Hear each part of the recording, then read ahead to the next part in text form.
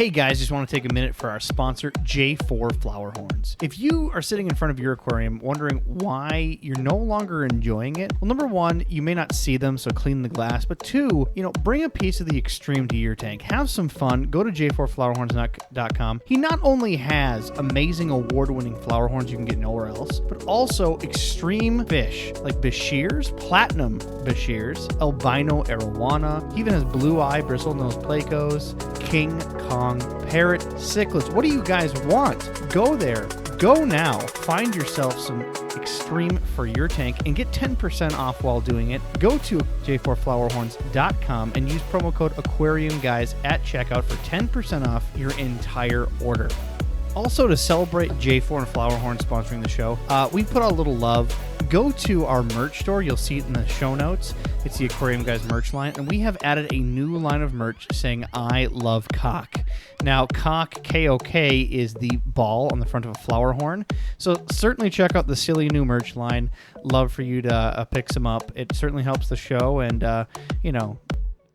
certainly mention J4 Flowerhorn on social media. Just to let him know, that you love cock.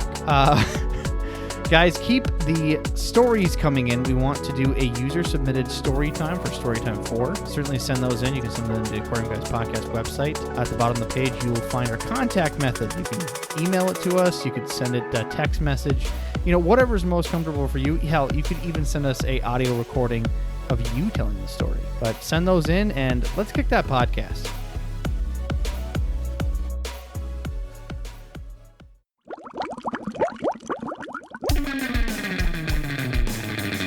Welcome to the Aquarium Guys Podcast.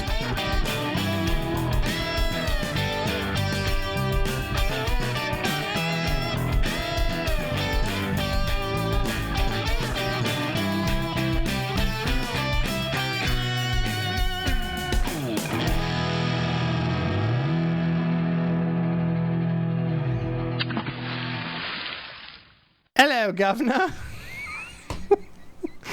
I saved this whole British bit, Jimmy, because we were going to have a sturgeon farmer on, but he doesn't realize that he had to use internet, and he has to have a microphone to join the podcast. So I don't know how to spell prerequisites to people better nowadays. I'm kind of giving up, Technical Jimmy. difficulties. Like, yeah, I'd like to join the podcast. How? Well, you need a microphone. I don't have that. Okay, next. So it's us tonight, guys. I'm your host, Rob Zolson. And he's a fine example why you shouldn't run your microwave with the door open. And I'm Jim Colby, the voice of reason. And I'm Adam Elnashar, and I know a guy. Suck it, Trebek.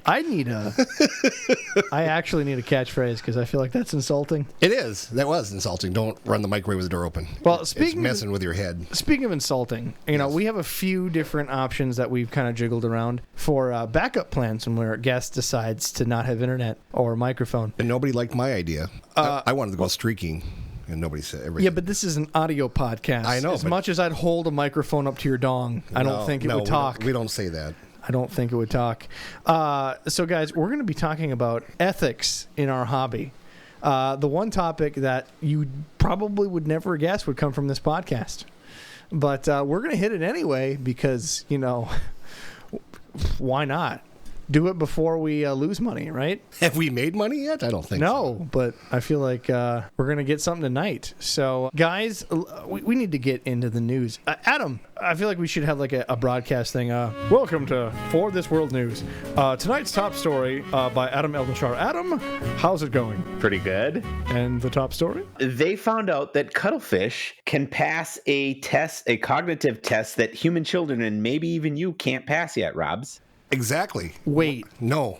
Is it how to put members into a small opening? No. It is the memory test. It's called the marshmallow test. And it's a cognitive test that so far, I think whales, elephants, corvids, so that's like crows and stuff, dogs maybe, and apes can all wait because they know that they'll get something better later on. So like a reward or? Yeah, it's like, so basically you tell a kid, I'll give you one marshmallow now, but if you wait 5 minutes, you get 2 marshmallows or 5 marshmallows. And cuttlefish waited like 15 to 30 seconds, which is pretty good for a cuttlefish. And they can actually pass that cognitive test. Can you pass that cognitive test, Robs? Well, look at him. He waits like 4 days and gets 3,000 marshmallows and eats them all at the same time. It's unfair, all right? This No, it's test is bullshit. I have diabetes. They did this on purpose. No, it's not fair. But I'll be the first one there to help cut off your leg. Oh, I'm right. sorry. That was insensitive. Was it? Yeah. We'll forgive you. I did not expect that to be the top story, but do you have anything more? We're going to make Adam do the news each week. That's what we should do, right? Well, okay. That'd Hey. be awesome. There we go. There, Adam's Start coming up with shit. Adam's now going to do the news. We'll get a newsreel in here, and we'll make it happen. So, Adam, what else is in the news? That was all that I paid attention to Oh, because I was just It rhymed to fascinated zebra. about it. It rhymed to zebra. It's zebra. What about zebras or zebras? Come on, Adam. We talked about this all last week. Yes, we did.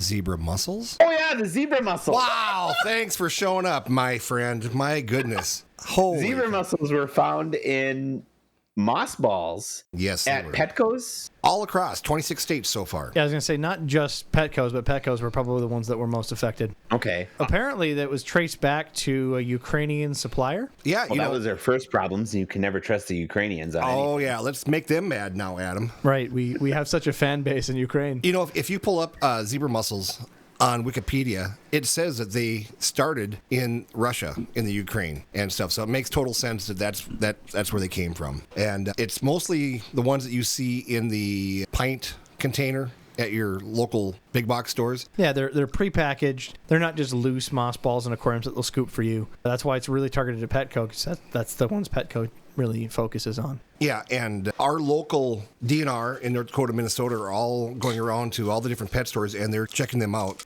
The particular place where I get mine from, they got the green light, so they had no issues with theirs, but they have a different way. But what I found out is that when they get their mossballs in, they keep them in a refrigerator in no water at 45 degrees for up to 2 weeks before they even send them out to try to eliminate any pests that might be in there. Moss Will can that really kill zebra survive. mussels, though? No, I don't think it kills zebra mussels, but it was just something they've been doing for different parasitic things that may get in them. I was going to say, with zebra mussels, that's actually the DNR's method, is letting the boat dry. You take weeds off of it, and that's just a measure for all invasive species. You let your boat sit and dry at least for 5 days. Yeah, and what they're telling people is that you either need to take your mossballs out and actually put them in the freezer for a few days, or else take and boil them. But not just to take them, throw them, or flush them down the toilet, especially because zebra mussels have been known to take over sewers and piping systems and stuff in cities and stuff and cause huge damage. So if you have a mossball, the first thing you want to do is go take a look at it, kind of squeeze it and open it up a little bit, because these zebra mussels have been inside the mossball. Here at the Aquarium Guys podcast, we want to do a public service announcement to let you know to squeeze your balls. Well put. Thank you. That didn't go over like you wanted. Yeah, no, that wasn't funny. That went over exactly how I wanted it. So forget you guys. So any other news from you gentlemen? No, I don't got nothing. My whole week involved the zebra mussel thing. I actually got questioned over at my store by somebody who may have been a DNR. I was over there pulling them all, and she goes, I want to buy one. I said, they're not for sale. And she seemed really kind of mad, but I wouldn't sell her one. I said, just out of respect for this whole thing, I'm going to pull them, even though these have been cleared. And we're taking them off the market for the time being and stuff. So if you got some, be careful. It's a genius plan of yours, Jimmy. Number one, you're not encouraging selling of a product that may or may not be infested, even though it was cleared. And then also, you now have a wonderful stock of clean zebra-free mussels on your moss balls. There's none there. So when everybody decides to destroy their moss balls, you're going to have your own limited supply. Yeah, price just went up 10 of times. $50 moss balls. That's right, at least. So Really? I'd have made him $100, but okay. know Wow. your margin. That's all we're saying. And here's the whole thing. We're going to do this podcast on ethics, and Adam's selling them for $100. You're selling them for $50, and I'm just keeping them for myself. So who's the good guy here? Hey, after everything is cleared, we might do a giveaway. No, we're not giving it away. One ball. No. No. Out of air of caution, I'm just going to sit on mine, and until I hear otherwise from the DNR, they are not going anywhere. I have had my moss balls probably for 3.5 years without getting any new ones. So I have a tank full of moss balls that I'm just staring at going, sure am glad I didn't buy any. That's right. So you should just go ahead and give everybody out your address, and we'll invite everybody over here to check out your balls. It's per Minnesota. The DNR will be here just like that. Yeah, Mandy. Hi, Mandy. Mandy will be here from the DNR, Hi, Minnesota. Mandy. I have news. Really? I hope it's good news. Well, I think, did we announce last podcast that I'm having a child? Yes. Okay. Well, you aren't. Well, you're right. Your lovely wife is having a child. She's better at it than I am. You really didn't help all that much, to be honest. I've been trying for years, and I just keep getting this gut and it doesn't do anything for me. No. So we'll keep working at it. But I've got a 1952 Ford F3 pickup with a V8 flathead. And you know what we call that? Midlife crisis? A big paperweight. Hey, I got it running Oh, Sunday. did you get it running? Okay. I got it running Sunday, so pretty tickled. Although the carburetor spewed gasoline all over the whole thing, and I started a fire. But besides that, Besides the fire, surprised. yeah, we got it out right away. No damage. that explains the short hair. But I did have to get new seals on it, so lots of weird random hunting for parts. Sounds like a make-work project to me. I'm pretty excited. So, Jimmy, we have a couple reviews that I want to go over before the two questions we have. Number one, might I say, two of my favorite reviews yet. Review 1 star. The title is Casually Misogynistic. I couldn't get through 5 minutes of this garbage. Honestly, I have one rebuttal for this. That we're professionals? Casually misogynistic? We're three dudes bored that can't go out to the bar because of COVID. What do you think this is going to be? We're not going to do it on purpose, all right? We're married people, and we're not real terrible, but this is a bit of a bro deal, and we understand. A what? A bro deal. A brodeo. No, a bro deal. Although brodeo, that makes it sound like some sort of I need better boots. No, a brodeo sounds like a bunch of brothers at a rodeo. You know, like a bunch of rednecks sitting at a rodeo. For lack of a better brodeo. term, brodeo. Yeah, there we go. This is a brodeo. And we definitely need some more female inspiration in the podcast. Yes, we'd like to have some females on this podcast. If you have a radio voice, you like fish, contact us. We'll have you on as a regular, you know. We don't pay especially because Adam's getting upgraded to the news. So we need Adam's position filled. Adam went up to the newscast desk. He's the newscast. Okay. He's been upgraded, so now we have the vacancy of the guy that knows something. Knows somebody.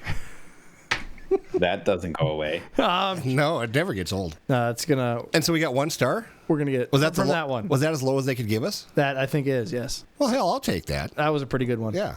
What episode did they listen to? Like, I'm surprised. I want to know what episode they listened to. Probably the one where Rob's is old man Crudgeon. I mean, or is it the one where you're talking about throwing dildos in somebody's tank? That could be it. Like, or the one where you're could just be rambling about nonsense. that's every episode. Yeah. Yeah. So next review is actually 5 stars. Great info.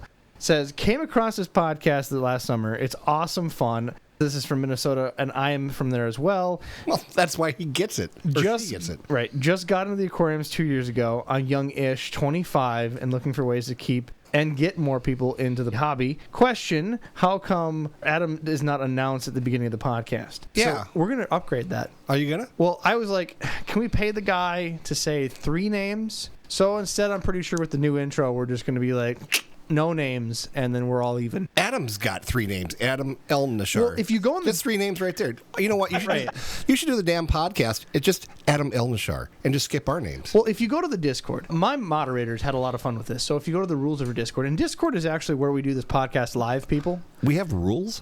We do. So Yeah. we come to the Discord, go to aquariumguyspodcast.com. On the bottom of the website, you'll find our Discord, and you can come join the debauchery. We do these podcasts about 7 o'clock Central on Mondays. About is used loosely. It is. We start at 7, 7:15.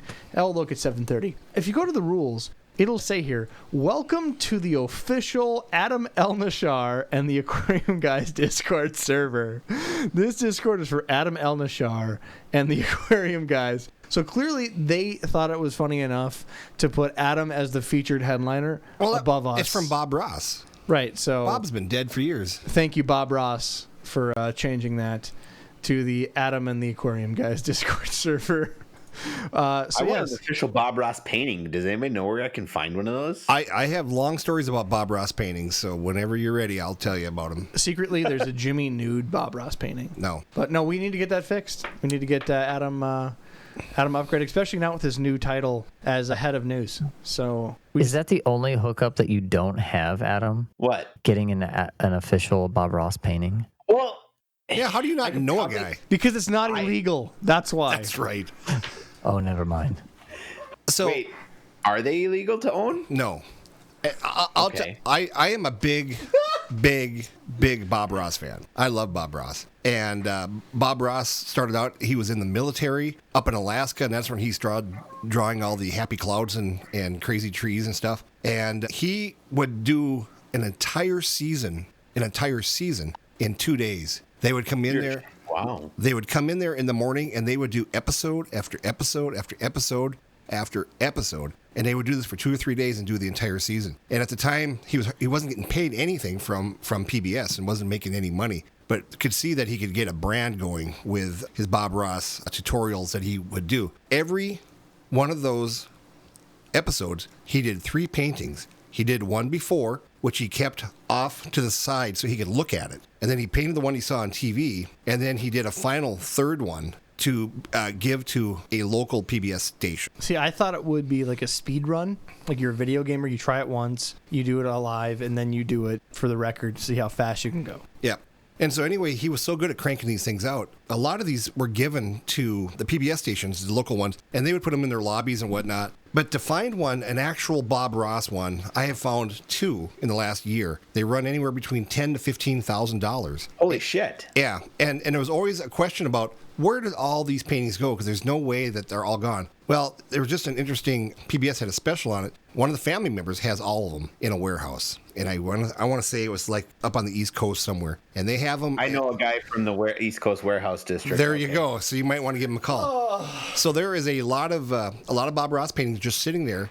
There is 2 or 3 that are in the Smithsonian and stuff. And really? Yeah. And so if you love Bob Ross, there's a great documentary on PBS or on YouTube and stuff. And very interesting dude. And the reason he had that crazy perm is that he was so broke in the beginning that rather than be able to pay for a haircut, he got a perm, which then would last for 3-4 months, which he could skip 2 haircuts. He was so disappointed in himself that he did that, because when they started out with all the Bob Ross tutorials and stuff, and every item that they sold had his picture on it, so he had to keep that afro for the rest of his life, and it just drove him insane. And if you look too, when Bob is doing a painting, on his left hand, he's missing a finger or 2, and that's the one he holds as the easel, and that happened, I think, in the military, if I remember right. But yeah, Bob Ross, cool dude. Huh. The coolest of dudes. I really wish he would have done an aquarium painting or a fish painting, but it's always just happy little trees. Yeah, and I think there's only, they said 1 or 2, maybe 3 that had an actual person in the painting. He never put any people in the painting. Interesting.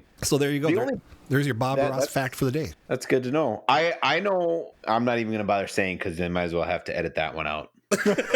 I'm proud of you. Yeah. That you're growing as a podcast host. And a CIA agent. You got another question, Rob, or you just going to sit here and No, I just want to warn you guys. This podcast, again, to talk about ethics, I'm trying to... come up with some ethics? No, what's the word when you try to waste time at these events? Like you're trying to filibuster, right? I'm trying to filibuster the topic, but I have an honest reason to filibuster. So for those listening, please skip ahead quite a ways if you're looking for the topic of ethics. We're going to go through a few long questions because it's been a while since we've done some of these. Number 1, we have Brian. Says, I just wanted to say thanks for the start. The podcast makes my workday more enjoyable. I'm actually going to read this from my phone. It's easier. I'm trying to keep it private so the Twitch stream doesn't see it as well. So again, from the top, just want to say thanks to start. Your podcast makes workday so much more enjoyable, as well as my hobby knowledgeable as well. Been listening since episode 2 or 3. Have used all your advice for amateur breeding and angel breeding, and re-listened to those episodes to death. This story is about a intermediate level angel breeder and a big mistake. It goes into detail. I have been raising angels for about a year at this point. Brought a bonded pair of blue marbles that have been raising, fry to sell to sale size as well, growing out gold marbles to pair off. My golds had paired and laid eggs sooner than expected. They are just over a $50 size and less than 8 months old. Of course, my blues laid eggs at the same time as well, so I figured I was ready for a double clutch. Here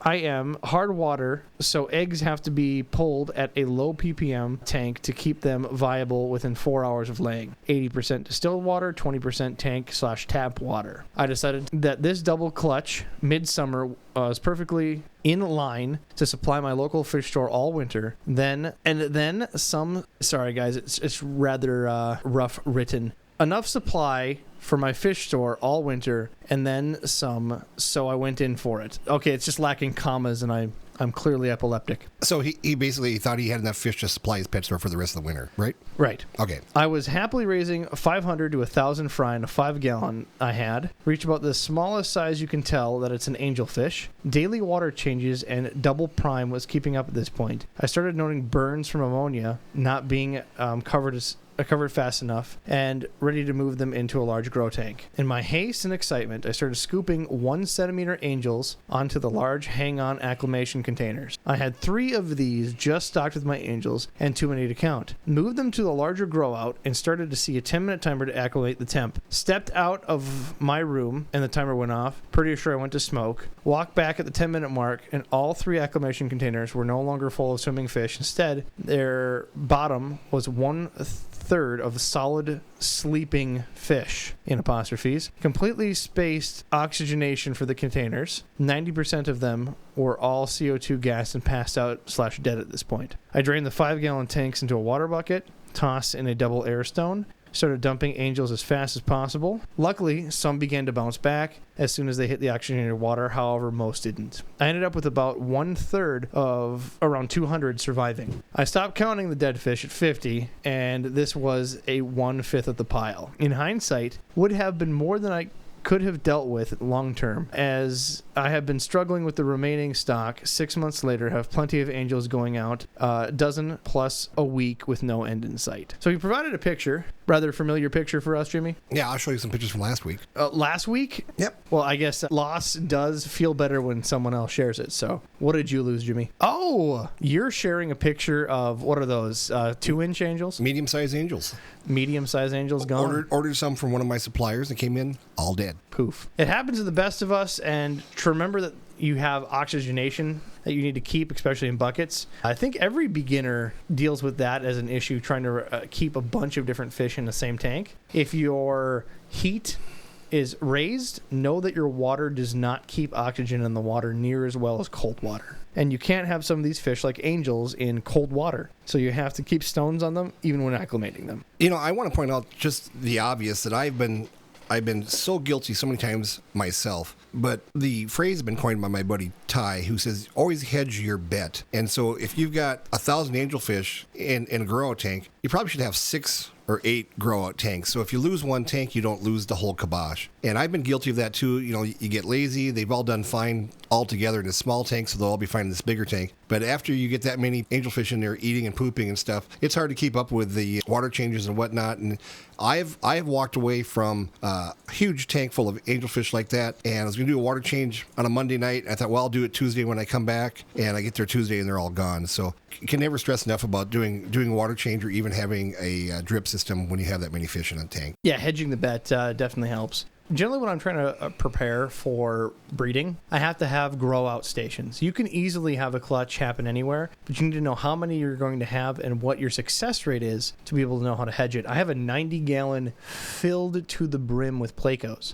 They breed in there, and I probably have a 50% success rate dumping Plecos in there. I have to overfeed continually to keep up with the stock, and then I need an outlet because there's no way I can brood much past an inch on Plecos. So I'm lucky to have Jimmy being able to pump those out to different grow out stations and, depending on size, directly to stores. If I didn't have that, I would easily have to have probably 20 15-gallon tanks just to grow all these out in different batches to hedge my bet. You know, and always the other thought too is everybody goes, I can't afford another 20-gallon tank this week. Think about it this way. You got 1,000 angelfish there. Even if you're getting a buck a piece, that's $1,000. You can afford an extra 3 or 4 tanks if you want to get your money back. And don't be and afraid. Doc Fish always says you can get more tanks. Right. That's right. Dr. Fish. If Dr. Fish says it, that's accurate. It is actually. Dr. Fish is on next week. He is. So Yes. if you're looking for something fantastic next week, Dr. Fish from Seagrass Farms will be on to answer all your questions. But don't feel bad. Been there. Even in situations where I begged fish, had a customer tell me, oh, it's just 30 minutes to their house. I said, okay, there's oxygen in the bag, but this bag is bagged so densely I don't have any other bags. You can't go any past the 30 minutes. Well, sure enough, they decided to go out to eat, and let's stop here and go shopping, and they got home and their fish were dead. Right. I mean, it happens to everybody. You just got to do your homework, hedge your bet, and don't feel bad. Those Those are beautiful angelfish, and you still got quite a few. Most people, when they're doing it, if they're a decent breeder, if they can do 50%, even to 25% to medium-sized growth. So you did it, in my opinion. Yeah, don't lose faith. Keep on trucking. Keep on doing it. Another thing, as the weather warms up, I know there's a lot of people that keep fish and also lizards and whatnot. In my store, we sell 2,000 to 3,000 crickets, and it's a small community where my store is at. 2,000 to 3,000 crickets a week. And I tell people, even on Friday, the weather here in Minnesota is getting nice. And I said, we're going to put in your 30 crickets in a bag. Are you going straight home? She goes, yes. And I said, when you go home, I said, make sure when you lay it on the front seat, you throw your jacket over it. And she goes, well, I was going to leave it open so the sun could keep them warm. I said, the sun will fry them in a matter of minutes. And I've had customer after customer after customer that have come back and said, yeah, they're all dead when I get home. And I always ask, did you have them sitting on the seat in the sun? Well, yeah, to keep them warm. So try to listen to your people at your stores and stuff when they give you a little bit of advice like that. I replace crickets way too often. I don't like to. It doesn't make me any money, but it makes my customers happy. So, it doesn't take long for something to go wrong in a bag or an aquarium or anything like that. So always... I want to say, I think that a bag of, like if you put a dozen crickets in one of those little fish bags, Jim. Yep. I think less than, in the sun, even on a cold day, 10 minutes tops. Yeah, absolutely. Because that little bag is nothing but a greenhouse, and it shoots up to 100 degrees in there, and it fries their little brains, and we don't want that to happen. I just got the craziest alien sci-fi picture in my brain. Next question is from Rex from Australia. Hey guys, what on earth is this? And he sent us a picture. If you guys want to participate, go to the Discord. Adam, it is in podcast live chat.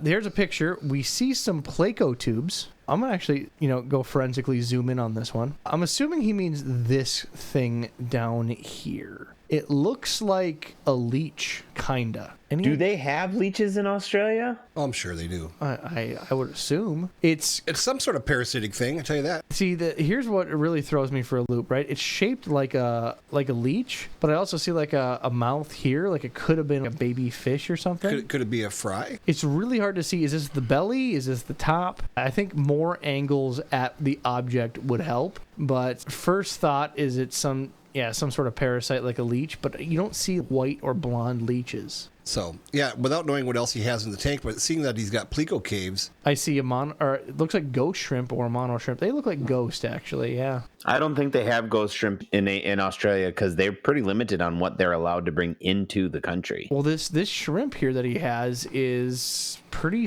spotted, which you don't really see a whole lot on a mono shrimp, and you don't see the full big body, so it looks like it could be ghost. Yeah, without any more information, I don't think it's going to be kind of hard to make a decision what that is. We'll see what the community says. Yeah. So certainly follow through, go to our Discord. I'm sure somebody's seen it before out there, so just let us know what it is. What else you got, Robs? I have... Scoliosis?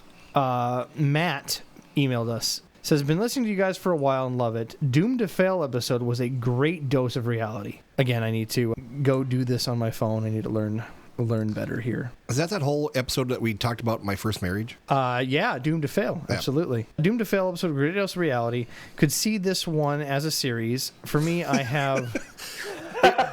They apparently know that we suck and we fail a lot. Yeah, so maybe we have to do this more often. For me, I have 2 DTF to add. I'm not sure what that is. Doomed to fail. Doomed to fail. Oh, yeah. It's our own little acronym. Shit, I'm high. Brackish tanks, let's face it, brackish fish are either monster fish species or there's a whole list that he lists that are either monster species, monos, scats, archers, Columbian sharks, datinoids species, puffers, bumblebees, gobies, mud skippers, or fish that do just fine in freshwater, mollies, rainbows, or Priscilla tetras. There are only very few brackish fish that will live a full cycle in anything 55 or less. Other one, Bumblebee gobies. He listed bumblebee gobies, but apparently he listed under a other line of species that doesn't necessarily belong in a normal tank. I don't know why he would assume that one for bumblebee gobies, but anyways, we'll continue. The other one is what I like to call Noah's Ark community tank. You go to the pet store, buy a 29-gallon setup, and you buy 2 feeder goldfish, 2 mollies, 2 angelfish, 3 neon tetras, ooh, you splurged, and 2 banana plants. And just to top it all off, a cute Jack Dempsey, and one of them, they're algae eaters. The angels, he wrote angles, and mollies die by day 2. The neons stay hidden behind the plant, and on 2 weeks, the Jack Dempsey has killed them and the goldfish. After 5 to 6 months, the tank water level has dropped so low that the heater burns up and now kills the solo 7-inch Placo by now. You try to sell the hard water stain tank on Craigslist for $300, saying I paid $5 when I finally got it. You finally sell it for $50, and the new owner ends up with a ruined tank, gravel full of Malaysian trumpet snails, but a nice stand, haha. 97% of people that set up a tank do this, but keep it up, Matt. P.S. I'm glad Rob stopped saying biotypes instead of biotopes. Maybe someday we'll learn the difference between a breed and a species for next. Yeah, me and Adam are going to start doing something new next week, and we're going to do a fact check on Rob's at the end of this podcast, just to see what he messed up on. Wonderful. Don't worry, we have listeners for that. If you ever listen to Dax, what's that podcast, Adam? Armchair expert Dax Shepard and stuff. And that's what his gal does to him at the end of the thing. They do a fact check, and it's pretty hilarious. So check Dax out. He made $9 million last year on his podcast, which was $8,999,950 more than we made. Oofta. Yeah, I know. All right. Last one. We saved all the good questions this week. Hey, I'm Dusty Joe. I've always had a love for fish and found y'all's podcast and quickly become obsessed. When I was younger, 10 or 12, got my first aquarium, was a 5-gallon I picked as catfish and an angelfish. I eventually upgraded to a 20-gallon, and my angels grew so fast. She was the only angel I had in the tank, and I never realized until now that the only reason she would lay eggs is because she was by herself in front of the glass, and likely that I had the temp just right. It offered and treated her with dried bloodworms. At that age, I thought it was so cool. She lived for quite a number of years, and even with my extreme lack of experience, let alone knowledge. Fast forward to 12 to 14 years to the current. I've recently gotten back into the hobby since being 15 or 16 years old.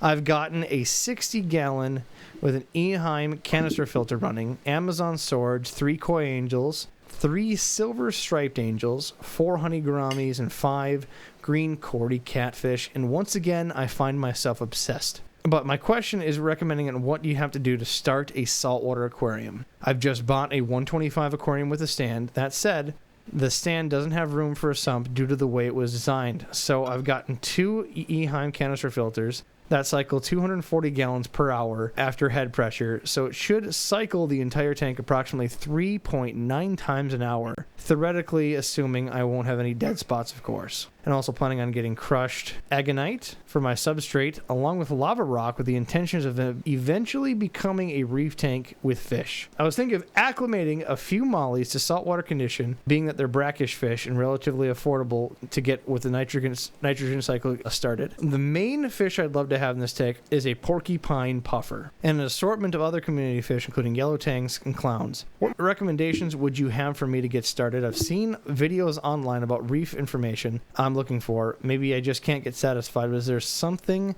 that I need to know about before I get started? Yet, put them in the water as of yet is literally sitting empty in my den. I'm hoping to buy the substrate and a RODI filter to get started next week on my paycheck. Do y'all have recommendations? See any red flags? Anything I should absolutely know? So I'm going to pause there. And Adam is way saltier person than I. What would you recommend, Adam? First of all, live sand, not the crushed argonite. Oh. That is the only time that you will hear me recommend sand as an actual substrate. I know, that's because you're not nuts like Rob's is. Yeah. And instead of using the black mollies, although I know that they will work, sailfin mollies will acclimate to pure salt water also. And they're a lot better looking fish too. And yeah, they're way prettier, and they'll pick at the algae. Right. Let's see what else. He wants to get a porcupine puffer? Yes. And how big of a tank is it? 125. Plenty of room. Yeah, but the problem with porcupine puffers, if I'm correct, every time you get them to inflate, I think they release poison. Really? Into the tank? I've never heard that. I'm not 100% sure. because I never really kept any of the marine puffers, but I'm pretty sure that they release toxins into the tank when they inflate. I've sold And I've sold a lot of those over the years. I've never seen one inflate, actually. I've seen them inflate, I've never seen them inflate either. but that's usually when bad things are happening. Send your So- inflatable questions to the Aquarium Guys podcast. What else you got, Adam? Well, I'm just trying to think here. I also would definitely get a couple of power heads to make sure that you don't have any dead zones. Put a little bit of flake food when you have the mollies in there, and then you can see wherever there's a dead zone in your tank. It's a nice little trick rather than using like methylene blue or anything else. I've heard of people using food coloring and that type of stuff. I mean, I like power heads just for the sake of canister filters do eventually plug. So even if you have flow correct, give it 2 weeks and, it may be 50% plugged, and now you no longer have this same flow you did a little bit a while ago.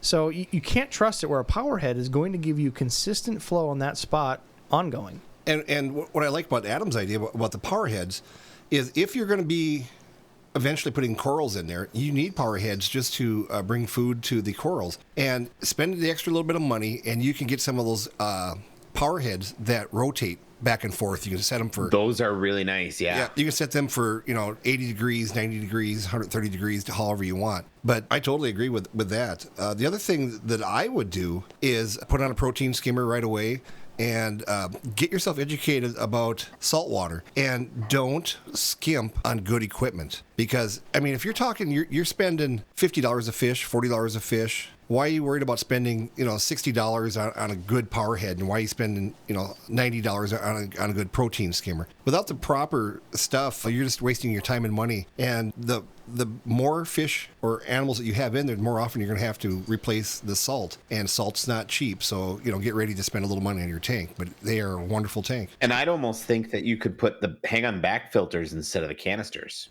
Well, next question actually addresses that a little more. He keeps going on to say, do many people say you absolutely can't use canister filters for a saltwater tank? But the main reason for that is you always see that it's too much work. I don't see that how it checks out to be too much work. They seem to be easy to maintain. I'm already accustomed to doing it for my freshwater community. It has 4 rather large trays for biomedia. Underneath the bottom tray, I was planning on putting ceramic discs to break up the gunk in the tank to keep the floss from getting extremely quick, and a sponge to go over the intakes on both canisters. In the very bottom tray, I got polyfill, chemical-free, as a mech media, and above the 2 trays are very porous biomedia. 1 tray at the very top prior to an additional floss filter. So clearly he's stacking this whole canister filter with his own media choices. He says, I even use chemical help such as charcoal or zeolite, except I can easily remove and administer medications. I'm also planning on getting 2 heaters, powerful enough to keep the tank around 78 degrees. Whether my next returns from each tank or by the intakes, I'll just adjust and see whatever position maintains the best across the tanks. Thanks again, Dusty Joe. So you say even hang on the back filters will do the job. I'm not accustomed to speak to salt. I'm a plant guy, so some tanks I don't even run any filters at all. I just put maybe a sponge filter in a 60-gallon and kind of let it go. So with salt, there's a lot more requirements. When you're having growth, it's by animals in the tank as well, which can create their own ammonia. It's a different world. So yeah, you said hang on the backs even, right, Adam? Yep. That's what I would use. Like, do they still make the Emperor 400s? Yep. Yeah, I'd throw like 2 or 3. I'd throw 3 or 4 of those on. Those are great filters. They're damn near bulletproof. I use those in my store. You can't get but I think 3 in the back of a 120. Oh no, you could do a 125 long. You could do 4 of those. Yeah. I don't think you're going to ever overachieve there. I think the more filtration you have, the better luck you're going to have. Because like Rob said earlier, if one craps out, you have another one that's backing you up. Yep. And then a really good protein skimmer. When I had my Seahorse pair, I had them in a 20-gallon high with a protein skimmer and just a sponge filter because they don't like the current. And they did really good with that. Especially with saltwater. We should all be using titanium, what do you call those? Grounding units. Grounding units. Yep. Because in saltwater absorbs electricity much, much worse than regular water. And so if you've ever cracked a heater and you put your finger in the tank and you've gotten buzzed on fresh water, you're going to get knocked on your butt on salt water. We'll call this episode Questions and Ethics, because we have done a lot of questions so far. Keep them coming. We'll pause there. We'll do some more questions another time. Let's get into some ethics. So, Adam, Ethically speaking, how should we proceed? I don't know. I just think that we should talk about. I just wanted to talk about this, like, basically because of the zebra mussel thing. Like, if you know that there is something wrong with, like, the Thunderdome tank that we had a few weeks ago. As a store owner, I did my best to try to sell my customers and give my customers what the right thing was for them. So when I sold puppies, I went out of my way to not find puppy mill puppies. I went out of my way to make sure that the dog went with the person. I had a customer that wanted to buy a parrot. I had a pink cockatoo because she thought that the cockatoo would fit the decor of her house. It was a $1,500 cockatoo, and the cage and everything, it would have been an over $2,000 sale. She would have paid it. But I told her no because of this. And then I said, if you want to buy it, read this up. I gave her a book to look through, told her all about the bird, and then she backed off. And that's why our animals get pulled. Exactly. You do the right thing because a bird will live 20 to 50 years depending on what type of bird it is. I think that people get this conversation because I've seen some discussions, YouTube videos, some live efforts. And I think that the issue that people are doing is that we have the PETAs of the world. We have so much cancel culture that happens just in general on every facet of life that people are, especially nowadays, are so apt to point the finger at someone for doing the wrong thing. And in our hobby, above most other hobbies, we have an ethical responsibility to a live creature. And people don't respect it like that. So what we see two problems. We see people that come in, just like we described on that Doomed to Fail comment. He painted out perfectly. You get a couple of everything, and you're expecting that it's going to be so cool and so great, but they didn't take a minute to realize the ethical responsibility that they would have to the fish and know that they're going to kill each other. It's not going to be the right thing to do, and you didn't do the homework to take care of that creature, and you failed that creature, which is why we have the outcries on the internet. If you go to places like Reddit, you can't talk to people and ask questions because they're so shut out and so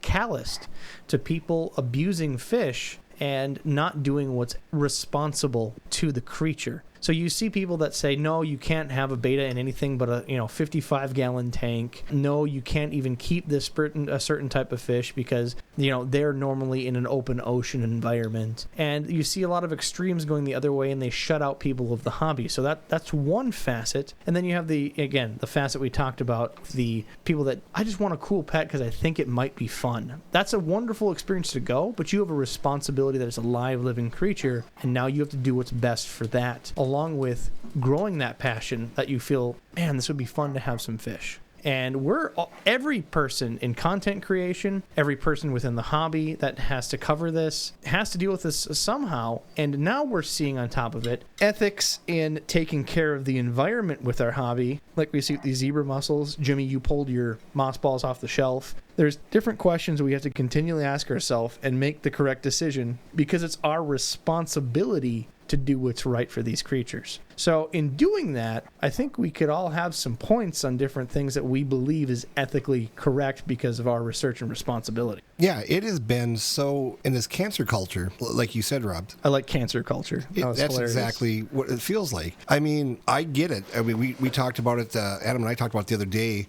the Walt Disney film, Song of the South. Now, that is offensive when you watch it. Now, back then, I don't think anybody caught on that it was offensive. But how much is that worth now, Adam, you're saying? Oh, I want to say that if you find a video tape, a VHS tape is worth like $1,000. I have no idea what you guys are talking about. So Song of the South was in probably the 60s, I'm guessing, or the late 50s. And just the characters that are in there were all kind of... Oh, it's racist as hell. Racist as heck. Let's step it up to something Rob. Space Jam with Michael Jordan. Right. And now they're doing another Space Jam. But who have they kicked off? Who have they kicked out? Michael Jordan because he's old? Michael Jordan because he's old. They got somebody else. I think it's LeBron. But they kicked out Pepe Le Pew. Pepe Le Pew is from Looney Tunes. He is the skunk that keeps falling in love with that black kitty cat. And he's always up there kissing on her face and going, ooh, Marie. And anyway, they kicked him off Space Jam because he won't take no for an answer. That's exactly what I read. So Adam and I had this conversation over the weekend. One of my favorite Dr. Seuss books, If I Ran a Zoo, has been now taken out of print. And how many, Adam, did you say that they took out of print? 6. So they took 6 of the Dr. Seuss books out of print, and Amazon won't sell them anymore. And they all made it in the top 10 sellers last week on Amazon. But Adam, you were telling me, so you can't buy a Dr. Seuss book anymore on Amazon, but what can you buy? It's actually eBay. You can buy Mein Kampf. By Adolf Hitler. Okay, fun story. There is no fun Nazi stories. No, not a Nazi story. So me and my buddy, Dabby's been on the podcast, Yes. actually. I went to West Virginia. We helped him with his fish room. Dabby and I, back and forth for a while, we were getting each other books. So him knowing that I'm in the... Let's back up. You're getting each other offensive books. Well, it didn't start offensive, all right? I started saw to some be of the cute. books. So he got me a book, says how to teach your cat gun safety and other things. It was cute because he saw that I had guns and that we're in, an area that is kind of pro-gun, right? And you have cats. He had to pick fun, right? And I have cats. So he thought it would be a fun combination. So then I sent him back images not to play with yourself too. So then it downgraded from there. And that's how I found out you can buy Mein Kampf on Amazon. And found out that his mother opened it in West Virginia. So don't do that to your friends. I did that. This is a public service announcement. Don't buy your friends Mein Kampf. I get it. I really do. But where do we stop? Now on the Muppet Show, there's several episodes that come with a disclaimer. A lot of the Disney films are coming with disclaimers. They do that with Dumbo, and that's on Disney Plus. And I get that one too. The Cats on Lady and the Tramp. Yep. All right, so that's like, cancel culture for the sake of racism or some other ism. We're seeing this same trend happen in aquarium culture, and it's been happening way before, I'd say, cancel culture has really shifted into fifth gear. One of our moderators, bless his heart, decided that he was going to go to a popular, I'm going to keep the forum name out of it, a popular aquarium forum, and see how long it took him to get banned without doing anything offensive. So he decided to pretend to put himself into a position where he's a new fish keeper and says, hey, I really want an arowana. I think I have a 40-gallon tank to put it in. And he posted it. And not only did he get a response, no, you shouldn't do that. You should really consider something else. He never got that. He just instantly got permanent banned from the website and privately messaged that he should never keep fish. How closed and horrible of a community, this happens continually, was that? And that's not just one place on the internet. That's the majority of fish communities close you out. Instead of telling you, no, you shouldn't, there's no explanation of why. Yeah, Where's the responsibility to teach someone else? Why are we not trying to bring in younger aquarium keepers, younger listeners, and teach rather than scold? And if you're a parent out there and all you do is scold, you reap what you sow or sow what you reap, however that goes. If you don't treat your kids with respect, they're going to treat their kids with, as a big a-hole as you are. Is what I'm getting at and stuff. So I don't know why we don't open our arms out to people. That's what we try to do with new aquarium keepers and asking, they ask some questions that we think are pretty easy, but they're asking them for a reason. And why ridicule these people? So we can pick on some targets of ways that we believe aquariums should be responsible. And note that each person at this podcast, Adam, me, and Jimmy, all have different opinions on different responsibilities. So you'll get a touch of gamut. Number one I can go after is invasive species.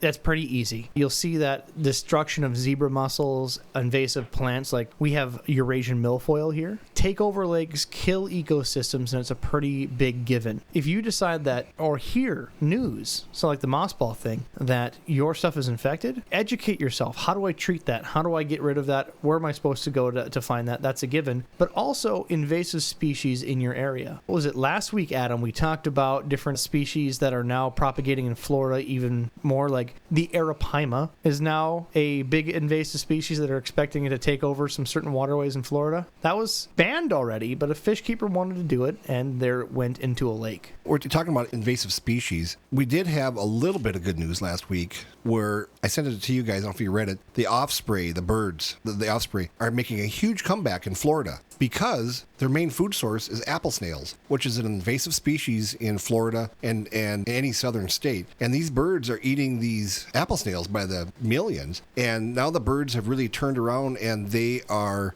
coming back and breeding very well. So we got lucky there. Because, I mean, a lot of these times when you find out that there's an invasive species, we just bring in another invasive species to try to take care of that problem. You know, it's like, I got cats in my yard, so let's bring a dog in, you know, and the dog chased the cat away, but now I got too many dogs in my yard, so let's bring a cougar in. I mean, it's just ongoing. It's nutty. So you see invasive species, sure, but then you also see non-invasive species where we're in Minnesota. What is a risk of tropical fish in Minnesota? They're not going to survive the winter. There should be no harm, no foul of dumping fish. Well, that's absolutely incorrect. Those fish carry diseases, they carry pests themselves, and they can greatly affect waterways. In Minnesota, what was it, 3 years ago? We've talked about it on the podcast a couple times, where somebody just let off goldfish and completely eradicated all carp species from a lake. What if that would have been another species to kill all other fish in the lake? It can happen and has happened. You know, and then we've had people have released piranha, which will do havoc all summer long until winter kill and stuff. But we've had anglers who've caught piranha and going, what the heck do I got here? And you're going, it's a red-breasted piranha. And pacus, and they'll eat a tremendous amount of our local walleye babies and different sunfish babies and stuff. And that's how Minnesota makes all their money tourist-wise, is we have 10,000 lakes and we have the best fishing in the world. So we all have to take a responsibility to make sure we keep all these things out of our lakes, streams. And even I was surprised when I read about the zebra mussels and how they can invade pipes in your home. Yeah, I didn't know that. I didn't know that either until I read it. I went, holy crap, these things are indestructible. So when the apocalypse comes, I guess I'm going to hide under some cockroaches and some zebra mussels.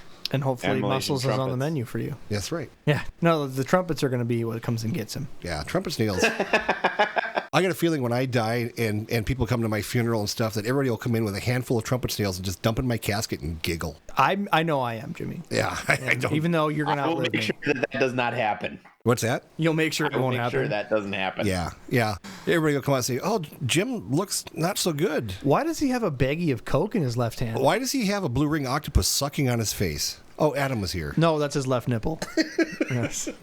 So down the other part of the list is fish food. We'll get into health later, but specifically fish food. And I think bigger ethics is not just the choices of food, so your fish has the best life. How it's ethically maintained is a big thing for people. We're not going to argue the fact that, you know, meat is murder. That's not the podcast we're going to have here. Fish eat smaller fish. That's the cycle. And if we have to propagate that in, you know, getting shrimp flakes, having salmon put into fish food, I'm not going to be the one to argue that. I feel like that's perfectly humane and mundane. We eat a lot of those same ingredients as a culture. So if we're eating it and the fish are eating it, I have no quarrels. I'm not about to go there. But if you're doing live foods, I see so many people purposely see and add creatures to their tank just for the sake of watching the carnage because they find entertainment in that. I can't argue the fact that watching a piranha bite into something with teeth that are razor sharp with no mechanics, like that's nature doing that, is impressive. Watching a shark go after its prey on Discovery Channel is absolutely entertaining. But you have a moral responsibility to treat that with as much kindness as possible. So if you have a fish that is a carnivore and you decide, which we don't really condone here at the Aquarium Guys podcast, to take other fish as food because there's more nutrition value in other foods such as like massivore versus a goldfish. You're going to get a balanced diet. You're going to get vitamins added to it. You're going to get way more out of a predator food than you ever will a goldfish. But if it's one of the scenarios where the fish isn't eating, it's a rare scenario where you have to do that. Don't just put it in because you want to watch it get mauled. Do it because you're feeding. I've seen people put in bigger fish just to fight and wrestle. And we've heard stories in the podcast where it happens. Yeah, it happens. We understand the moment or the uniqueness or the craziness of the story, but we still have a moral responsibility not to put a Jack Dempsey with a piranha and see who wins. You know, It's usually the Dempsey. yeah, 100% the Dempsey.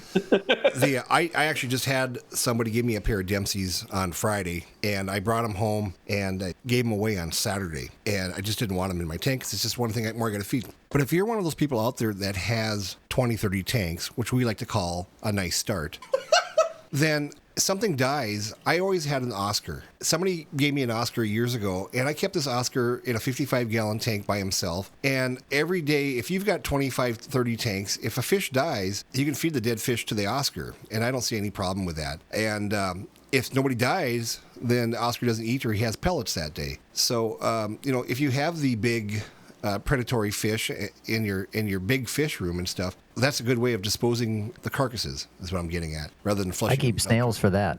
Yeah, Malumpatresion snails.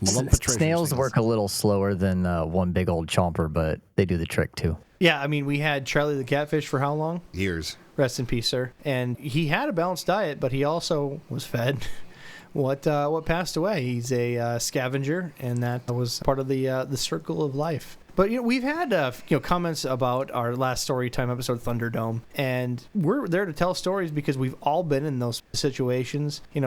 How the struggle is, it's going to happen to other people as well. And, to share relatable situations, not condone the idea of those. In fact, they've openly said on that podcast that that's not the way to treat fish, and they were surprised they were even put in those situations to begin with. But know that the ethics of your taking care of the animal also has to do with the stuff that you put in the tank with it. That was beautiful. Adam, what is your views on fish longevity? Now, I've had fish, if you take very good care of them, live for a very, very long time. It also depends on the size of the fish. The longest fish that I've had, I have my Endler group that I've saved and kept them going forever. I know one of my green anoles, this is not a fish, but one of my green anoles I had for, I want to say 8 or 9 years. And he was an adult when I got him. He was huge. He outlived like 4 girlfriends. And then on the 5th one, when the 4th one died, because all he did was breed, he died after that. But you got to give them their space and that. I mean, I don't know how to really say it. Any fish can live a long time. Like, what's the average age for an Oscar? 25? I think there's a couple arguments on the longevity scale. You have to ask yourself, what shortens a fish lifespan? Well, number one, heat. Heat.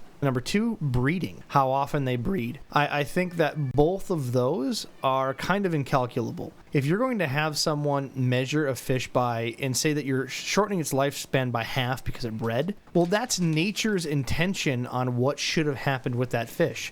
In nature, they have a shorter lifespan because food's more scarce, they have to fight for it, and they breed. They do what they're intended to do to pass on their genes to make another species. So if you're breeding a fish and it's healthy, happy, and its lifespan cut in half, I'm going to argue that that's not really going to be a good argument to say, oh, you're being cruel to the fish and shortening its lifespan. Nope. That's what it's intended to do. They're a happy, healthy pair. They live their life to the fullest and onward and upward. Heat, most species, again, that you would have, such as like discus, stuff that have high heat, are intended to keep that for that. But you can have species that in the textbook say 74 degrees, but yet they'd be comfortable at a 82. It will shorten their lifespan, but that's just because of how their metabolism goes. I wouldn't call that unethical either. It's the other ethical ones that we are concerned about, such as the longevity of keeping a fish that isn't supposed to be in a smaller container long term. Short term's fine. Jimmy and I have to move a lot of different fish,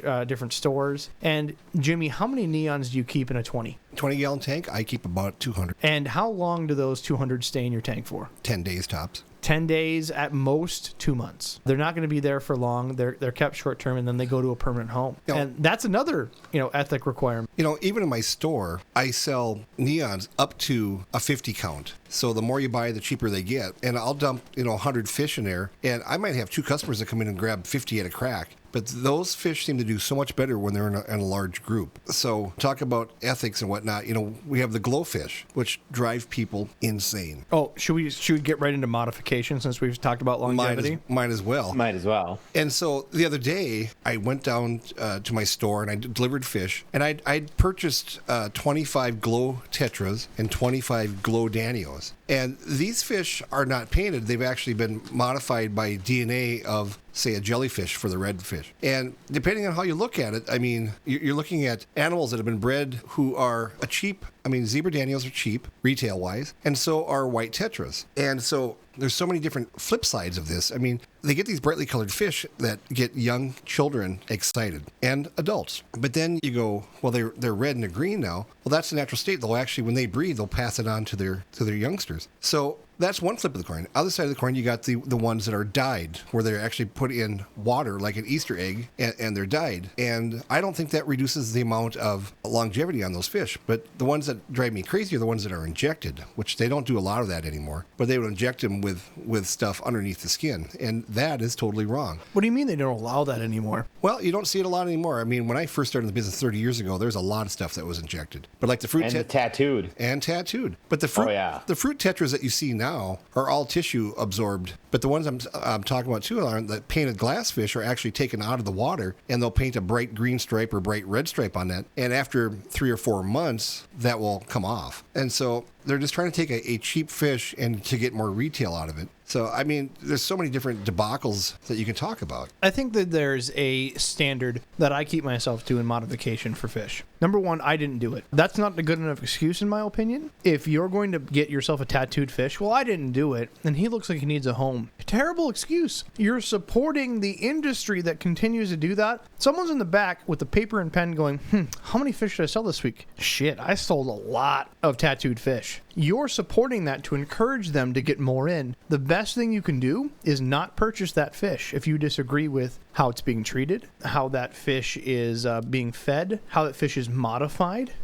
Any of the environments, you need to stop yourself as a consumer and know that your dollar speaks more than anything else. So if you're a person that goes on YouTube, and you can find hundreds of these videos, I saved a fish from Walmart. I hate those. Or videos. I saved a fish from Petco. You're dumb. You're flat out dumb, and I don't even care if people get offended by me calling them dumb for this. The entire idea that you're going into there, spending the retail prices and saying, I saved this fish, is completely maybe factual for that one fish, but you have promoted that same behavior to continue to go with your dollar. That's the worst thing you can do. You know, people can take anything and spin it to however they want it. And everybody has their opinion, which I have no problem with. I had somebody that stopped me and said, you know, I heard you on the podcast, and you said you like the elephants at the circus, and that's wrong, because, you know, they put them in little tutu skirts and make them dance and stuff. And I go, you know, my theory was that if you don't ever see an elephant, you cannot fall in love with an elephant and then want to save an elephant. But here's the flip side. So she had her 2 little girls with her, and I said, you take them to dance class? She goes, yeah, they hate it. I said, so you take your 2 little kids to dance class and you force them to dance and they don't want to do it. Yeah, but they'll get to like it. I go, that's kind of the same situation as the elephant, isn't it? She wasn't impressed. I compared her 2 cute little girls to an elephant. I apologize to her now. But I thought, you know, there again, I'm trying to... Wait, were they kind of chubby? No, they weren't. They're cute little kids. Did you give them a peanut? No, I did. Hey, I should have done that. If I had peanuts, I would have gave them. They say, here's a peanut. But I mean, everybody can make it their own. You know, I'm so sick of people talking to me about politics or talk to me about the coronavirus shot. You know what? Make your own decision and do whatever you want, but don't try to convince me one way or the other, because I don't have time and I really don't care. And I think a lot of people are like that. I mean, right? And when I was growing up as a kid, we used to watch the news and they would give you the facts. And now you turn on CNN, Fox News, and they give you their ideas or what they're promoting, or their opinions, or what they're promoting that day. You know, I mean, you know, CNN promotes this and Fox News promotes that and stuff, and everybody can make it their own and stuff. I'm just saying, grow a set and become your own person and make those own decisions, but just don't hurt things in the process. All right, so I just made a list. I'm going to do this in politics because just to show how we may not agree, but at least you can understand our point and understand that no matter what we chose, right or wrong, we've definitely put some thought process into this. So number one, the thing for modified fish, the category. We have things that are been bred to create certain species, such as the bubble eye goldfish, the flower horns of the world, that are the modified freaks of nature. How do you feel on that, Jimmy? You know, I feel bad for bubblefish. I really do. Do I think they're cool? Well, they're cool as hell. You know, the people that are modifying these fish just to create, I mean, God's only putting so many different things on this earth. And when people can't sell any more of product A, let's take product A and make it into product B and C. I'm totally guilty of it. Glowfish. I sell glowfish. I'll be the first to admit it. And anyway, I had people that come in and go, I want one of every color. And that makes total sense, because I had one gal that bought 8 glowfish, because she wanted 2 of every color, and I had 4 colors, and she bought 8 zebra danios. So $64 retail in zebra danios and $72 in sales in glowfish. And she was just tickled to death. And this was an adult who said, yeah, I'm just buying these. I think they're cool. I've done my research. I know how they do this and stuff. She goes, I find that fascinating because I'm a science teacher. And, we've been talking about cloning sheep in my class. She goes, so I'm buying these for my class. And then come summer, they're going to my aquarium at home. And, so here's an educational type process. And they've invented something out of a cheap fish. And I keep saying cheap, but I mean, a white skirt tetra is relatively inexpensive. And now they're getting Mugo bucks for it. They spent millions of dollars doing this. But yet, she kind of made lemonade out of lemons. All right, how do you feel about, not the glowfish, Adam, but how do you feel about species that are bred on purpose, like dogs, that are modified, such as the flower horns and the bubble-eye goldfish of the world? I personally hate bubble-eye goldfish and flower horns, but that's just me. I'm more of a purist. I like natural-looking stuff. That's just me, though. The bubble-eye goldfish, though, you got to be careful. Like, I suppose if you're going to take care of, put the special accommodation so the bubble-eye goldfish doesn't get its eyes, the bubbles popped on its eyes so it goes blind, I guess that's fine. Huh? The air sac, yeah. The air sac. And then I guess from talking to the flower horn guy, you have to be really careful not to get those flower horn, the cock. Laugh all you want, Robs. You have to make sure that doesn't get infected, right? I mean, we've all been there, right, Adam? Wow. Some people more than others. Hey. Wow. All right, I'm going to take the opinion. Wow. That's going to piss some people off. Give them your home address. Like dogs, when you breed these, you as a breeder have a responsibility to try to make the best fish you can. And that may be a modified fish. Not modified with, say, injecting the fish, but modified by breeding association. So how do you think we have the pug? The pug is a fun creature, but it has a lot of breathing issues because its nose is crushed in, along with a lot of reproductive issues because it's such a weird-shapen creature. This happens all over. If you get a purebred Mastiff, they have bone diseases that are common just because of how they're bred. So as a breeder, yes, you have an obligation to make your unique color, variety, size, and shape. But you also have to take the responsibility as a breeder coming up with these fish and saying, is it correct to have a fish like the bubble eye have a nice modification, but is there a safe way that it will have a healthy and happy life? And then if you're seeing that it's not, you need to find a way to use breeding as your skill set to try to repress that gene, to try to make a better fish. And we've seen that with a lot of different species. Goldfish are the easiest ones to pick on. We've seen arandas that come out with massive tumors and a lot of not necessarily inbreeding issues, but just crossbreeding issues that have been bred out to make pure, better strains. So that I leave in the responsibility of the professional breeders to take and say, bubble-eye goldfish, not probably the greatest thing to do, but I bet there will be a bubble-eye goldfish that maybe has a solid sac, maybe doesn't have the swim bladder issues it has, and eventually we'll get there. Until then, like the flower horn, I know that flower horns are happy and healthy. They're a weird creature. That type of fish is not in nature. I love it to death. I think it's, go for it. Just do it with the ethics of the fish's happiness, that it can live a happy lifespan all intact when you're doing this. And a good quality life. Some people talk about modifying, and my personal thing is, I don't think you call this modifying. The other day, I was looking at fancy guppies online. I love guppies. I counted 172 different varieties when I was looking at these different colors of that. And I think they're all the same fish, just different colors, And to me, that's not really modifying. That's just like having a litter of puppies that are different colors and whatnot. But when you start modifying, such as goldfish, when you get into Ryukas, and what are the little ones that you love so much? Those little footballs, the little cows. Oh, there's a special Ranchu. That's black and white, and I just love them. They literally look like, when you have a big group of them in a pond, they're like your pasture with cows. It's the coolest thing. And there's a fish that they've developed, that has no top dorsal fin and has got a short little butt and tiny little tail. But they're the cutest goddamn things ever,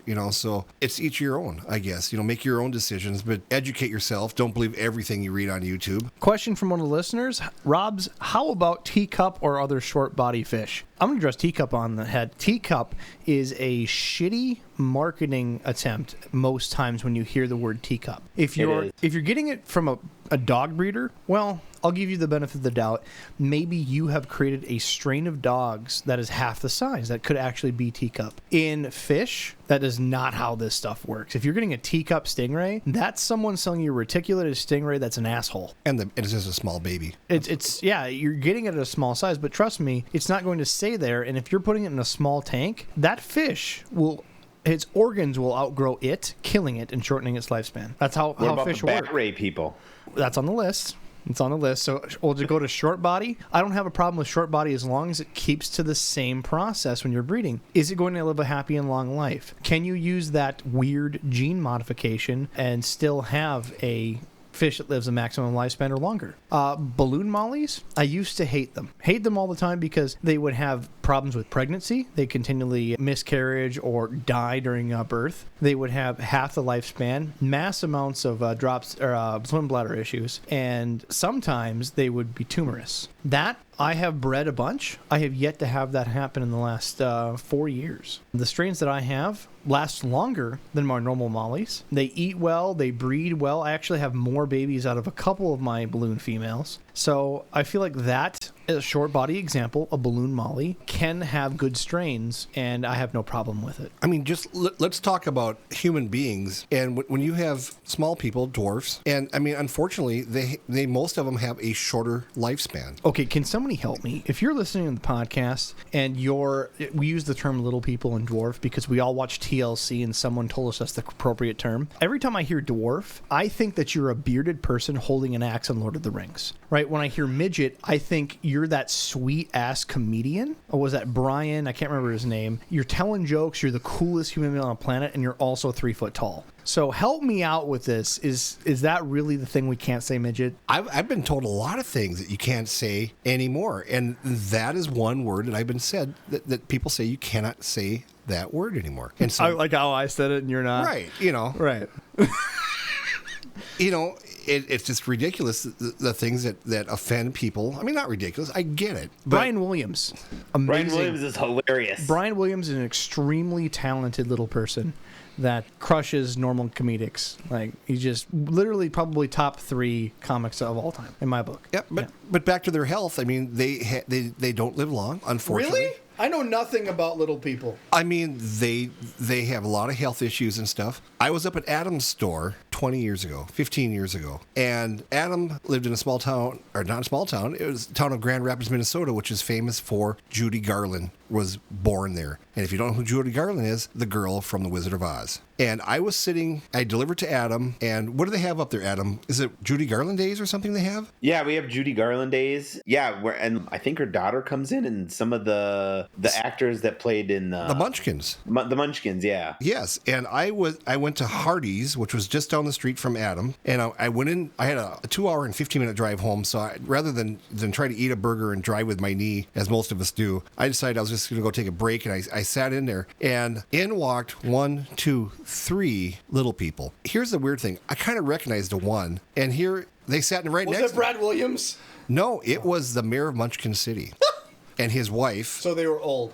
Yes, and all 3 of them lived to be a very long time because I got to visit with them for a little bit, and they lived a very, very long life. But for the majority of all that cast from The Wizard of Oz, they all kind of died at early life, which is unfortunate. But it was really cool talking to them. They were there for the parade and stuff, and just shared a lot of great stories and stuff. And I'll always smile when I think about that. But, unfortunately, he said, we're 3, I think at that time, he was 3 out of the 9 that were still alive from that movie. So what you're saying is think of what the weird, unique genes can do. Correct. So now you gave the example of how humans with different sizes have different lifespans. In fish world, we can compare like an albino species, right? That they have the whole pink eye, the whole pigment loss. Or eyesight. Right. Like a Corydora. You take a bronze Corydora and a albino. Which one's going to live when you unbag them, Jimmy? The bronze or the green. Always. If something's in a crap first, it's always the albino species because they're just not as hardy. Can they be kept correctly? Can they have a happy and healthy lifespan? Yes, but do your research on top of it to know what you've got in this whole modification conversation. Yeah, we used to call it an indicator. And the same as in mixed fantail goldfish. If you have red fans, calico fans, and black moors, if you're going to have issues with those fish, the black moors are the first one to die. And as soon as you start losing black moors, you better do water changes, do water test, because they're just genetically the weakest, just like the albinos. All right, so now we've crossed that. We can go, and we've talked a lot about the genetically modified, such as the glowfish, where done in a laboratory from birth. There's no modification to the fish. We've proven that genetic modification of those fish, they don't have a shorter lifespan because they're glowfish. It just doesn't. That's been pretty much the case across the gamut, more or less, with the glowfish that we've seen. And I'm not against it. I don't think that those fish should be let out into the wild. I don't think any fish that's been kept in captivity really should be let out in the wild, honestly, unless it's a program reintroducing an extinct species. I think that's definitely a need. But I have zero issues with genetic modification of fish as long as they keep to that same gamut. And the reason they've done this, once again, is just to bring in a younger crowd, which we need to do because our whole world of aquarists are just getting older by the day, and we need to bring in fresh blood to continue this wonderful hobby of ours. If it's basically legal in most of the states to genetically modify your kid in the womb to make sure that he has a certain eye color, or to make sure that he has genes that recess that may cause cancer or diabetes, there's no reason that we can't make a fish red and have a completely long and happy life as well, is my opinion. But I didn't think that was legal, Robs. It is. There's now like 3 states that have found small loopholes in doing this. You can't just go in and say, I want a 6-foot tall kid, but you can, try to use gene repression to stop cancer and other things that might be hereditary. That's a big thing happening now. And in other countries where they don't have the complete laws of the United States, they move that out to other countries. But it's happening more and more is the issue in gamut.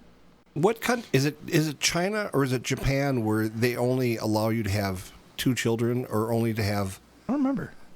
China only allowed you to have 1. And now they're saying that you can have more than 1 because they're realizing that they're in for demographics destruction. Yeah, I mean, weird.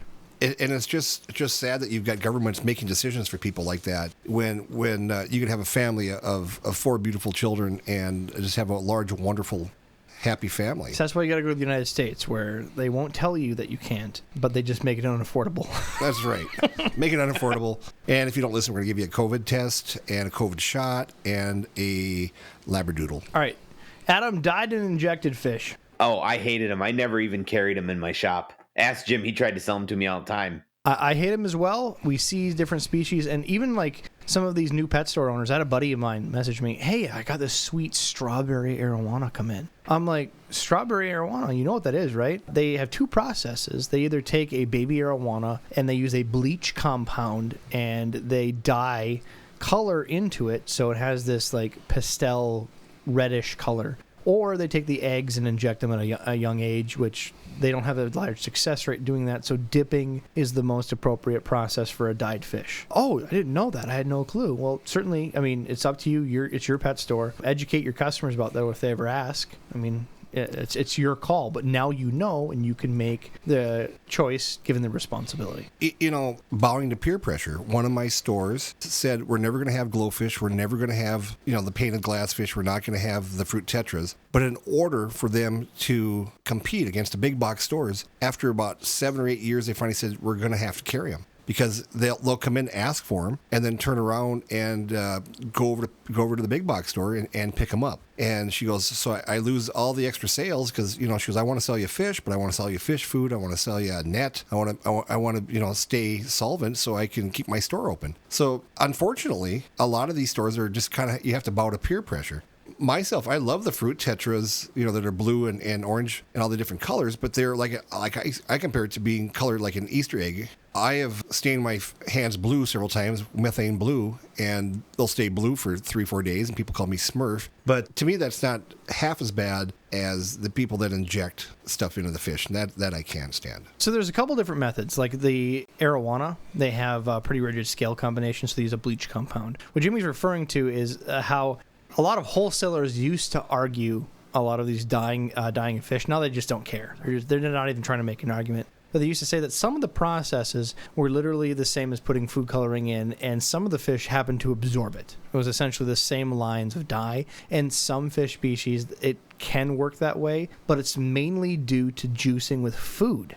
They put certain additives in the food, and it's mainly using like red krill, and that gives a lot of color boost to the fish. And sometimes even can have fish modified in color. But all of these dyed fish, juiced fish, and all of that, all generally fade in color as they age. Look at all the peacock cichlids we get from overseas that are hormoned, which Rob called juiced. They're all juiced. And they come in and they're the most beautiful colors, and they give them these hormones, which kind of get them in breeding colors. And it lasts 3-4 weeks, and they kind of go right back to their normal color. Just enough time to sell them. Right. Gone. Last one that Adam had, physically modified. This one is the one that angers me the most. And if you haven't heard of this, the faint of heart, don't Google this. That you can find, like Adam said, the batfish. You can find multi-finned, even arowana. You can find stingray are, I guess, are really common that they're done. So what they do is they take a normal healthy stingray and they cut patterns into its edges of its fin, whether it be circles or points, or what they do to modify some of the reticulated stingrays is they cut massive gouges out, and it makes them look like what they call a batfish, which I don't understand. It's like, what, a Batman pattern they're cutting into a stingray? Absolute animal cruelty at the worst regards. I've seen other fish being modified where they cut their fins into 3 pieces and they grow with scar tissue to try to have this unique swimming pattern. Horrible, horrible shit. Yeah, it's basically mutilation. That 100% mutilating fish for designer purpose. Now, I've had people that have come up to me in my store and go, these crown-tail bettas, why are they taking these crown-tail bettas and shredding their fins? That is natural. That's just the way that they're bred. So crown-tail bettas are definitely not mutilated. That's just the way they grow. So don't freak out about them. There's a bunch of them, and thank goodness we kind of keep at modification. Or what they like to put as modification, and we put as mutilation of fish. It isn't nearly as common as you would assume, but still, like, especially with stingray, the designer stingrays with all their different edges. Oh no, they grow like that. Nope. You took either a branding iron or cut them and then branded them after the fact, so it cauterized the wound to maintain a scar on a stingray. You know, another word to describe what they do is, if you've ever seen some of the Aborigine people like on National Geographic, and they'll take really sharp sticks and they'll sit there and poke and pull on their own personal skin to give it a raised, I almost say it looks like braille on their backs and to adorn themselves. And they talk about how painful it is for them to do it on themselves and stuff, but now you're doing it to a poor fish. It's just ridiculous why they would do that. And I even watch these Aborigine people and go, why would you do that to yourself? But they are making themselves more beautiful for their spouses or their wives. That's the way they feel. That's their cultural preference. And I get that too, but I mean, I've got friends who've got permanent eyeliner to try to make themselves more beautiful. There's all kinds of crazy things that people will do. What do you call that? Lip injections that a lot of women do. Botox, you know. That's another thing on fish, as you said, Botox. Oh, yeah. Kissing fish. They Botox them. Really? No, you dumbass. But they actually do injections. Past them at this point.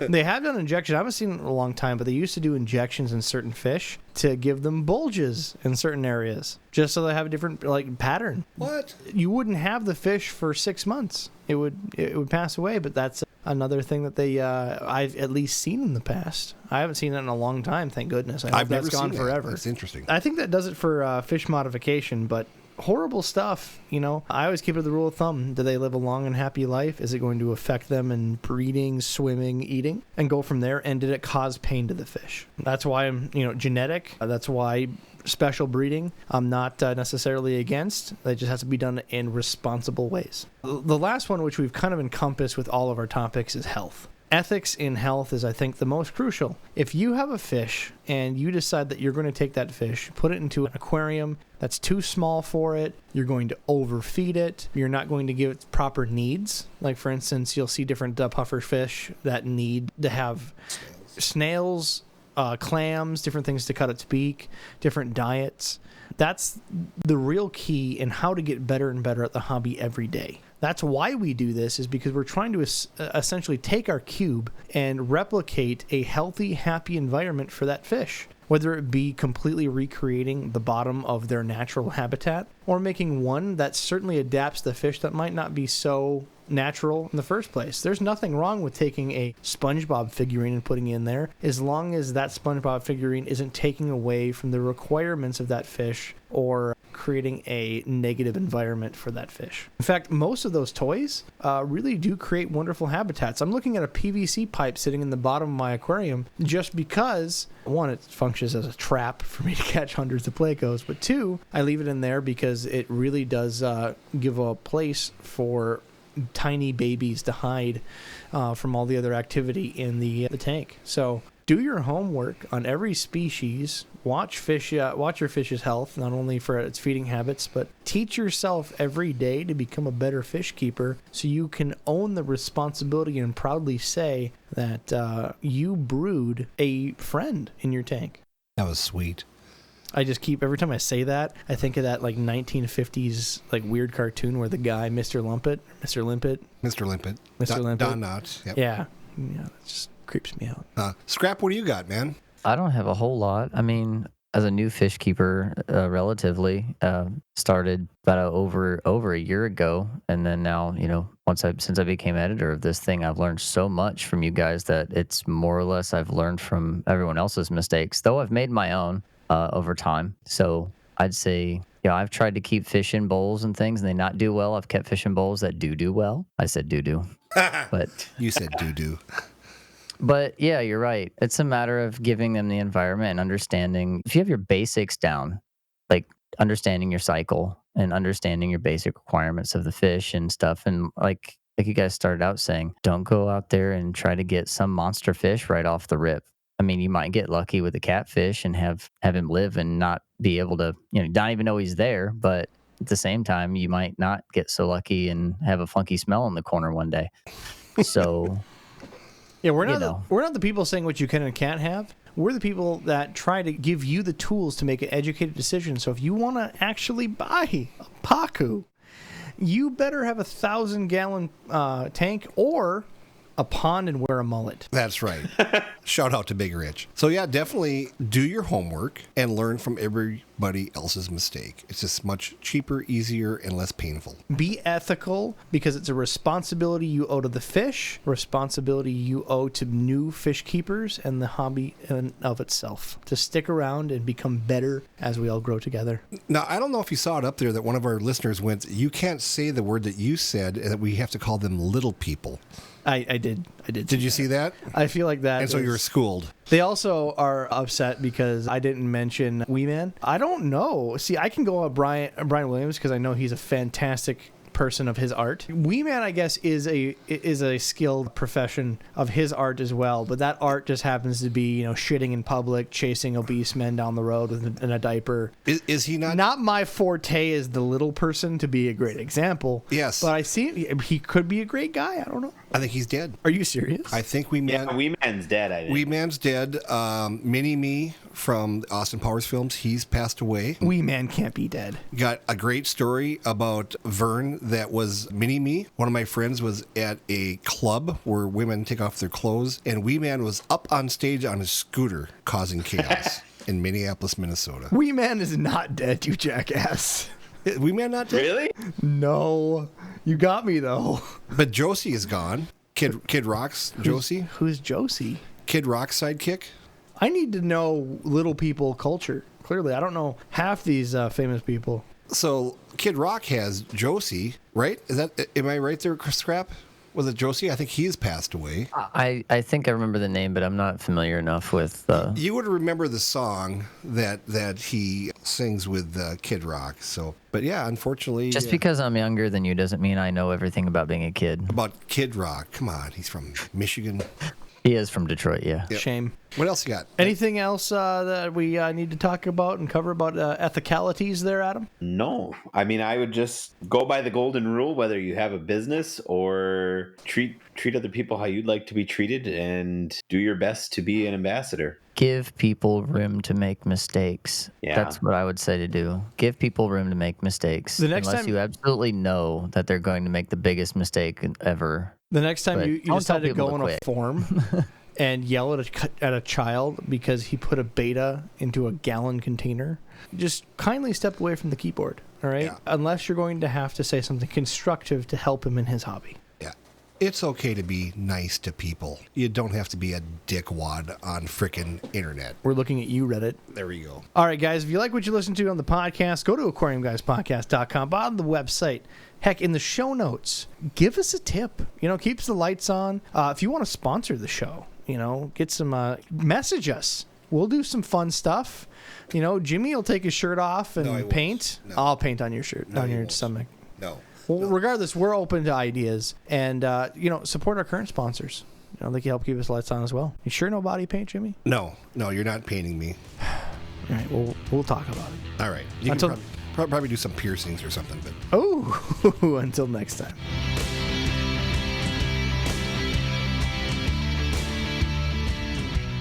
Thanks, guys, for listening to the podcast. Please go to your favorite place where podcasts are found, whether it be Spotify, iTunes, Stitcher, wherever they can be found. Like, subscribe, and make sure you get push notifications directly to your phone so you don't miss great content like this. You can never trust the Ukrainians on anything. Oh, yeah. Let's make them mad now, Adam.